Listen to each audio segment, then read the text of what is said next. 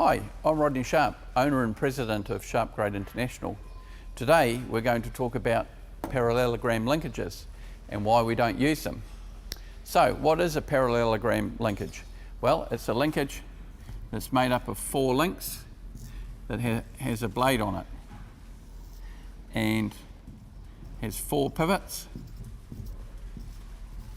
and that allows the blade to go up and down. But if we made those sphericals, then this blade could go wherever it liked, anywhere. So that wouldn't work. So what we've got to do is we've got to make those so they can't move in more than one plane. So we put a pin through them and a bush. So the first problem when you have a parallelogram link is the same as a stool or a table with 4 legs. And we've all been to a restaurant where the table or the chair would not sit level because it'll only sit on 3. And it's the same with a parallelogram link. You can never get them absolutely perfect without a lot of machining. So how do they get around the problem? Well, it's very simple. If we've got a pin,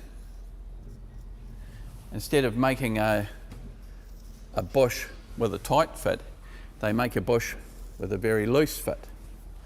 Now what happens is one bush can be here and one pin can be here, one can be here and one can be here. And that's all great. It means you can put it together very easy.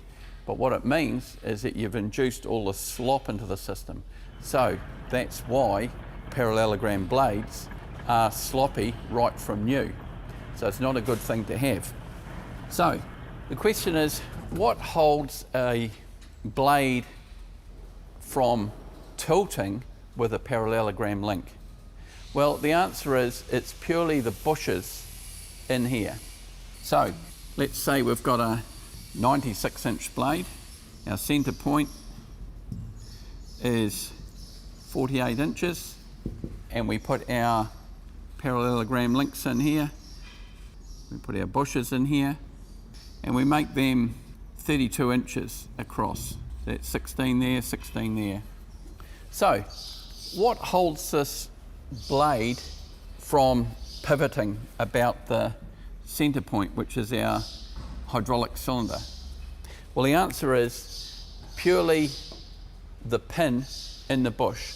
So these little bushes are doing all the work of holding that blade from twisting about the center. So what sort of load do you think is on those bushes? Well, let's do a simple calc. Let's imagine that it is a 2-inch wide bush, so that's 1 inch each side. Okay, and we put a load on the corner of 1,000 pounds. The load on this bush, because it's in the center, will be 48,000 inch-pounds. Okay, now because that bush is 2 inches wide, we halve it, so it becomes 24,000 inch-pounds of twist or torque. Now, because the pivots are 16 inches out, we reduce the load by 30%. So that 24,000 becomes 18,000. Now, because we have 4 of them, we can divide that by 4. So we get 4,500 inch-pounds of torque on each one of those bushes, trying to stop that blade from twisting. So you've got a multiplication factor of 4.5 times. So for every 1,000 pounds you put in here, you put 4,500 inch-pounds of force or torque onto each one of these bushes. And that is a lot of load. But it gets worse.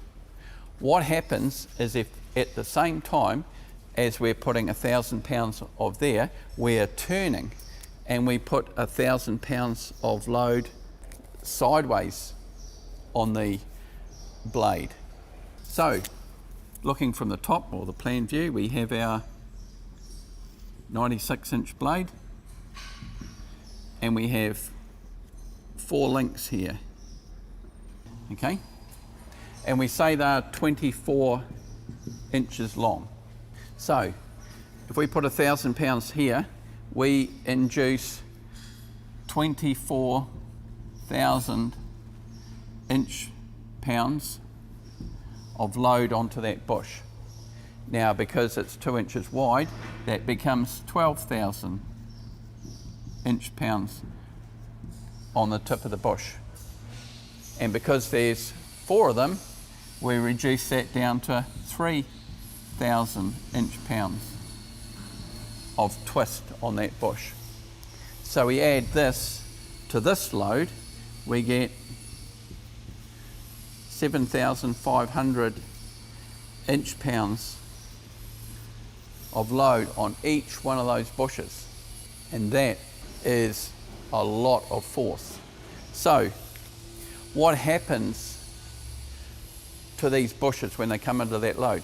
Now, if you're running a, say, an 1 1/4 bush, which is not an uncommon size, and you're running a steel bush that's sealed and lubricated, you could take that load. But if you're running any sort of plastic or fibre bushes, there is no bush made that can handle that load. So what happens? Well, it's very simple. Here's our pin,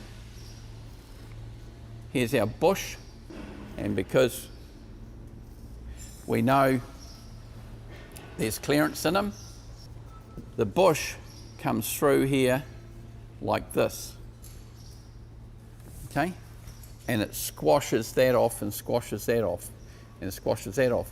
So these bushes end up looking like this.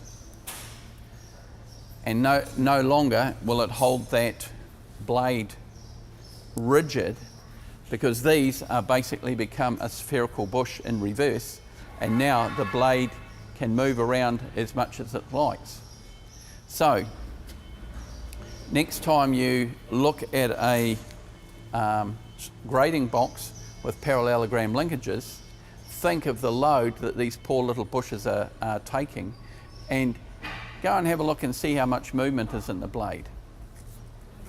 But then you say, okay, well, what do you guys do? Well, we use a QuadRod linkage, which doesn't suffer from this. So let's go through some calculations. But we'll remember that 7,500 load. So here's our 96-inch blade,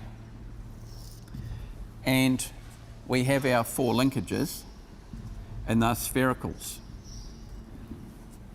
But on a QuadRod linkage, it's not the linkages that stop the blade from twisting sideways. It is the cylinders on each side. So we've got our blade, which is 96 inches wide. There's our centre line. And our cylinders are 72 inches. So that's 36 inches and 36, because we push our cylinders right to the outside. Okay, so we put 1,000 pounds of load on our blade. Load on the QuadRod linkages, well, 0, because they're sphericals, so they can't see any of that load. But here's the interesting thing. So we were calculating on the centre point, but the QuadRod linkage doesn't have a centre point. So where do you calculate from? Well, you calculate from the centre point of the cylinder mount on the opposite side. And we know that they're 72 inches apart, so 36 inches. So our calculation, this here is 48 inches, that's 48, to become 96. So the calculation is 72 inches